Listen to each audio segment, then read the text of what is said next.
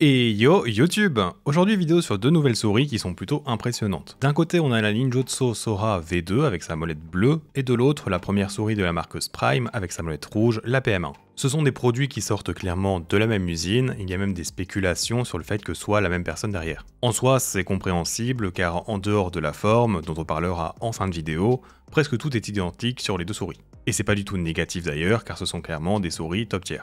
Ce sont probablement les souris en plastique sans trou les plus légères du marché, la PM1 pèse seulement 45 grammes alors que la Sora est encore plus légère avec ses 40 grammes. En comparaison, la Beastix et la Ultralight-X font 40 grammes, en étant donc remplis de trous. C'est vraiment donc un tour de force qui a été réalisé ici, encore plus sur la Sora V2, pour une souris qui ne semble pas fragile en plus. Bien sûr, si vous êtes un gros rageux et vous claquez vos souris à la moindre occasion, par sécurité, c'est pas une souris que je vous conseillerais. Mais avec une utilisation normale et après plus d'une semaine de test, ces souris ne se sont pas dégradées, elles ne font pas de bruit craquement ou autre. A vrai dire, il n'y a même pas non plus de ressenti de plis dans le plastique avec de la pression. Le choix du plastique, je vous mettrai le nom à l'écran, est assez impressionnant ici donc. Comme je disais, leur ressenti de légèreté est vraiment impressionnant, et la Sora V2 a fait le même effet que lorsque j'ai testé la Ultralight-X pour la première fois, avec cette impression de gagner en réactivité.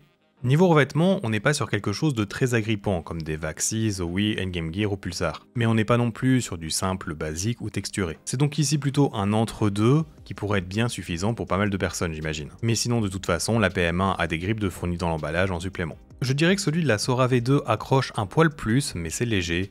Les deux sont plutôt doux et lisses, ça ressemble à celui des Lhom Zutorn blanche ou Maya par exemple. Je préfère quand même le revêtement de la Sora 4K rose personnellement, qui fait plus qualitatif et approche plus. Mais j'imagine que c'est parce que c'est une peinture de couleurs différentes. En termes de couleurs d'ailleurs, chez Sprime, c'est du full noir, du rouge avec accent blanc ou alors l'inverse comme ici, et cela pour un prix de 120 € chez Max Gaming en Europe. Et chez Ninjutsu, c'est du noir avec des accents gris, ou alors blanc et bleu comme ici. Le prix en euros devrait être plutôt similaire à la PM1.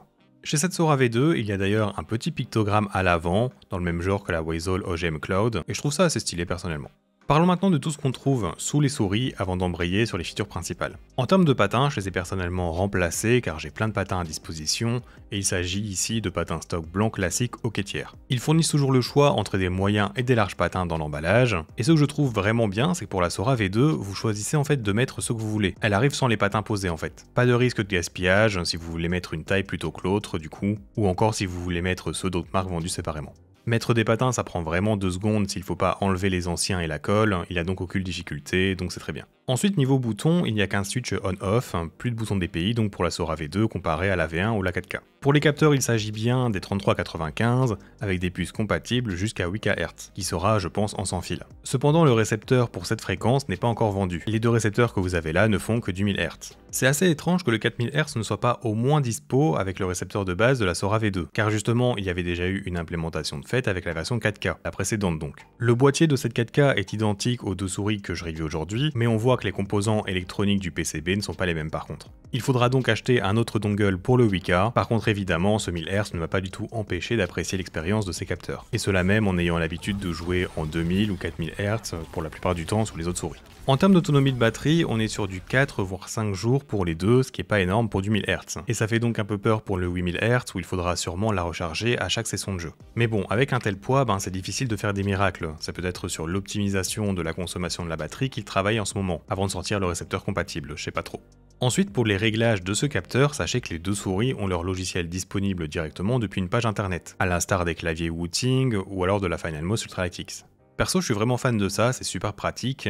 J'ouvre juste la page internet, je fais mes réglages, je la sauve dans un dossier favori au cas où, et puis voilà, pas besoin d'installation, et perso ça me soulage car j'en ai déjà trop d'installés à mon goût sur mon PC. Je vais pas vous parler des réglages spécifiques aux souris dans les logiciels, car c'est toujours la même chose pour toutes les souris, et j'ai déjà des vidéos là-dessus. Il n'y a cependant pas de réglage des bounce time des clics ici. Et ça tombe bien, ça nous fait une transition parfaite pour nous attaquer aux features principales, en commençant donc par les clics. Les switches utilisés sont les optiques de chez Omron, ces clics légers et satisfaisants. Si vous vous souvenez de ma review sur la Sora 4K, je vous avais dit que je les plaçais dans les meilleurs clics que j'avais pu utiliser parmi la centaine de souris que j'ai pu tester. Ici je les trouve encore très bons, très spammables et légers, mais il y a un peu moins de rebonds satisfaisants que sur la 4K. Ils sont ici plus proches de l'implémentation de la Beastix Zebra Edition par exemple, il y a une autre souris qui a ces switches. J'ai vu des reviews qui disaient qu'ils préféraient les clics de la Sprime PM1 comparés à la Sora V2 car ils étaient un peu plus lourds. Mais pour ma part, je trouve que c'est l'inverse. C'est peut-être car c'est un batch plus récent, mais je trouve ceux de la Sora meilleurs. Ceux de ma PM1 ont comme un arrêt net avant de remonter, alors que ceux sur la Sora ont un trajet plus smooth et naturel.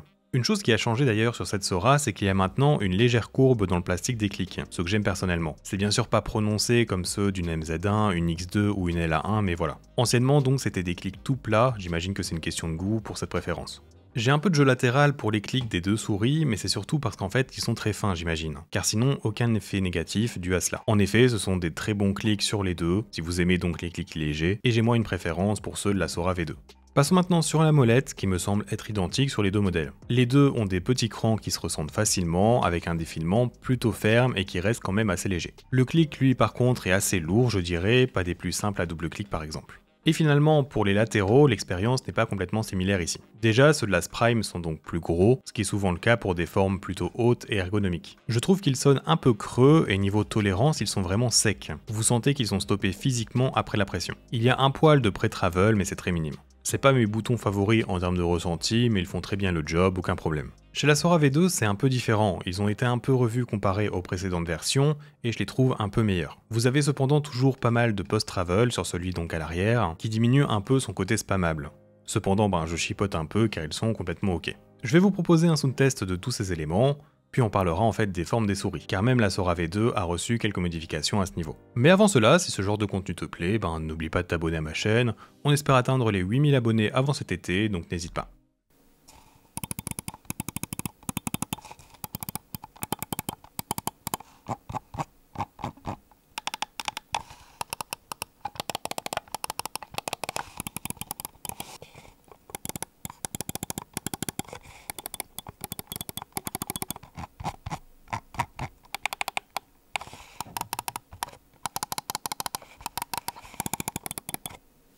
Alors, commençons par parler des changements apportés à la Sora V2, comme je vous disais. Moi personnellement, avec un relax fingertip ou alors un clou en pince, et une main donc de 18 cm de long sur 10 de large, la première chose que j'ai remarqué et surtout apprécié, c'est le fait que la souris s'élargit moins à l'arrière. Cela va faire que, du côté gauche, j'ai plus le cul de la souris qui venait en fait traîner en bas et venir vite rencontrer le bas de mon pouce. Et du côté droit, cela fait que la souris en fait devient plus droite aussi. Le creux qui était provoqué vers le milieu de la souris est donc ici moins important, ce qui améliore donc mon confort personnel. A contrario par contre, si vous aimiez avoir un remplissage plus large dans le bas de votre main, et avoir donc un espace fort prononcé pour votre petit doigt si vous le pliez, eh bien ces changements sur celle-ci seront pas forcément une bonne chose. Personnellement je trouve que ça la rend plus ronde et plus safe, en ayant eu le droit aussi à 1 ou 2 mm de rétrécissement overall. Cela va donc permettre d'utiliser plus de styles de grip différents sur cette souris, sans sentir en fait désagréments quelque part. Cependant, elle reste principalement dédiée au claw grip, voire des styles de grip se rapprochant du fingertip également. Elle pourrait aussi aller pour du knuckle claw grip, mais pas vraiment pour du palme complet en tout cas. Personnellement, je l'ai beaucoup aimé, mais je ne joue pas en claw classique, du coup j'arrive à trouver mieux niveau forme chez d'autres souris. Je sais par contre que des joueurs qui étaient sur la Lumzo Atlantis Mini à la base ont beaucoup aimé passer sur cette Sora V2, donc voilà. Maintenant pour la Sprime PM1, c'est une autre histoire, car en fait j'ai pas vraiment de modèle avec qui je peux la comparer. Apparemment, l'inspiration de sa forme vient de la souris Ergo de chez Logitech, la G703, mais avec donc ici un gabarit réduit. C'est donc une souris asymétrique avec un côté gauche qui est donc plus haut que celui de droite. Et c'est surtout donc vers l'avant de la souris que ça se remarque. Car à l'arrière c'est plutôt proche, c'est pas penché comme d'autres Ergo. Le point culminant de sa bosse est vers le centre, mais un poil reculé quand même. Cela fait d'elle une souris plutôt haute pour son gabarit d'ailleurs. C'est un peu le même effet que la G Pro Superlight qui elle aussi reste haute pendant longtemps.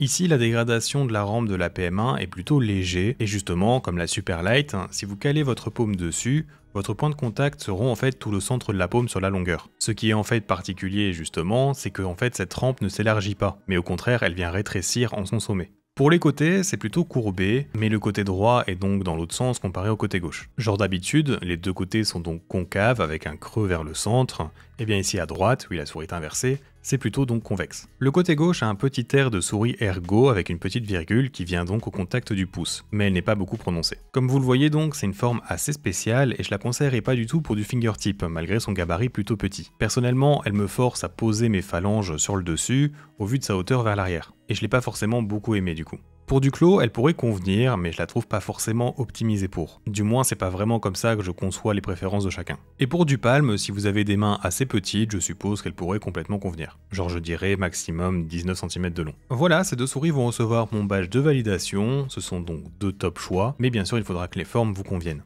J'imagine qu'il y a de plus en plus de marques qui vont essayer de rattraper leur retard comparé à ces souris en termes de poids, mais donc pour rappel, on est sur des souris en plastique sans trou qui ont réussi à rattraper des souris en alliage de magnésium, ce qui est assez impressionnant. Les améliorations de la Sora V2 sont bonnes, mais de mon point de vue, si vous avez déjà le modèle 4K, remettre plus de 100 € pour cela, c'est pas du tout une nécessité. Surtout sans compter qu'il faudra aussi acheter le récepteur qui débloquera le 4 et 8000 Hz. Je tiens à remercier Sprime et Ninjutsu pour m'avoir envoyé ces deux souris pour que je puisse vous les présenter, et bien sûr, comme d'habitude, j'étais complètement libre de dire ce que je voulais à leur propos. Merci d'avoir regardé cette vidéo jusqu'au bout, et à bientôt.